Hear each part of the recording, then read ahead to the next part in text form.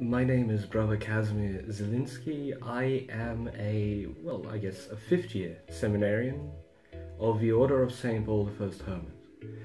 I belong to the Australian province of the Order. I am from Australia. I was born in Wollongong, New South Wales. I went to primary school there, but in 2004 I moved to Brisbane and went to high school there for 5 years at St. Thomas More College in Sunnybank. At the moment I am here in Rome in our monastery at Prima Porta. We are busily preparing for Holy Week at the moment, for the Easter Triduum. Each person's vocation is unique, it's deeply personal. No two people are the same, therefore no two vocations are the same. I was one of those weird kids at school. I always wanted to be a priest. I didn't know why though. I was always fascinated by the church. I was fascinated by priests. And slowly and surely I became fascinated by Jesus Christ. For me, at the start when I was a kid, going to Mass was a chore. I hated it. I hated my dad dragging me to Mass an hour early. I hated having to go to Mass during the week because my father made me. I hated having to say the rosary or do adoration. But slowly but surely over the years, I grew, I matured, and eventually I fell in love with the church and with Jesus Christ. In the later years of high school, I made up my mind that I wanted to be a priest. And I made up my mind that I was going to do everything I could to become a priest. In 2007, I approached a good friend of mine who was a vocations director for a diocese. And I sat there in his office and I said, "Father, I want to be a priest. What do you want me to do? I'm in my last year of high school. Do you want me to go to university? Do you want me to join the military for a year? Do you want me to get a job? Do you want me to come back around 25 or 30? That priest looked at me and said, "No, I don't see any need. Look, if Jesus is calling you now, come and see, have a go, have a try." So I entered the diocesan seminary at Wagga Wagga for the Diocese of Lismore. I spent 5 years there. I received the ministries of lector and acolyte, and because of my young age, I was sent to do a Bachelor of Arts at Charles Sturt University. I made great friendships. I had a great time, and I grew a lot. My understanding of the faith, of other people, of Jesus, of relationships, of being a human, grew and changed and developed. During this time in seminary, I felt another call that greatly unsettled me. Already in my second year, I felt God saying to me, "No, I want you to be something more. I want you to be a monk."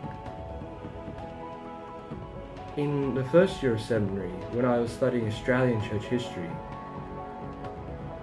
the person of Bede Paulding, the first Archbishop of Sydney, and the first Vicar General of Australia, William Oliphant, really inspired me.